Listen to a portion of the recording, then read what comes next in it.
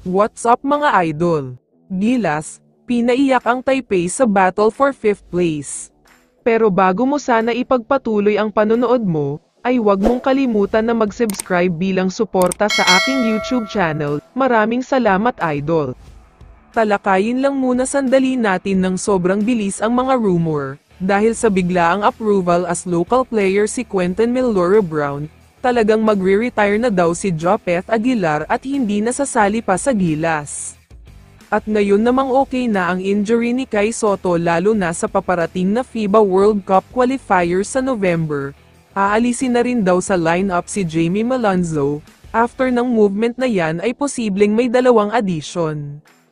Una ay si RJ Abarrientos na kabisado na ang sistema ni Coach Tim.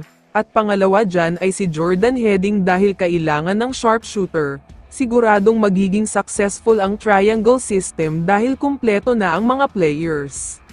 Samantala, lumipat na tayo sa kabilang balita. Para sa mga hindi nakakaalam ay nag-choke ang Chinese Taipei sa Iran. Lumamang sila ng mahigit 20 points pero hinayaan nilang makahabol ang Iran at manalo.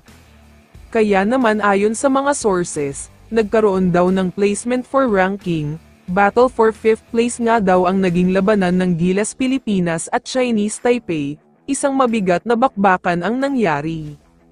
Ayon sa multiple reports, sa una ay mainit na naman ang shooting ng Chinese Taipei, pero hindi na hinayaan ng Gilas na matambakan uli tulad noong huli silang nagharap, kaya lumamang pa ng double digit ang Gilas dito. Hindi na rin nagkaroon ng halos 40 free throws attempt ang Chinese Taipei, kaya ayon sa mga source ay lumobo pa sa mahigit 20 points ang kalamangan ng Gilas, walang maisagot ang Taipei kina Brownlee at Kiambao.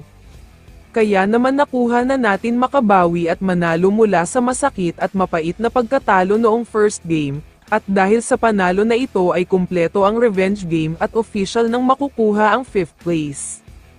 Pero teka, hindi pa nga pala official yan dahil posible pa tayong lumaban sa semifinals, dahil may mga nagsasabi na malaki daw ang chance na magkakaroon ng desisyon ang FIBA na tanggalin na sa Asia Cup ang Team Australia.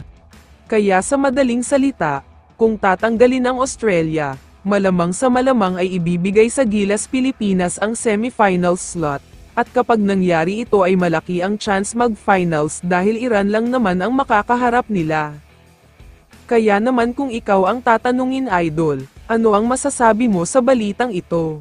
I-comment mo naman ang sagot mo sa tanong na ito. So dito na nagtatapos ang video na ito. Maraming salamat sa pagsuporta at panonood mga idol. Ingat at bye-bye.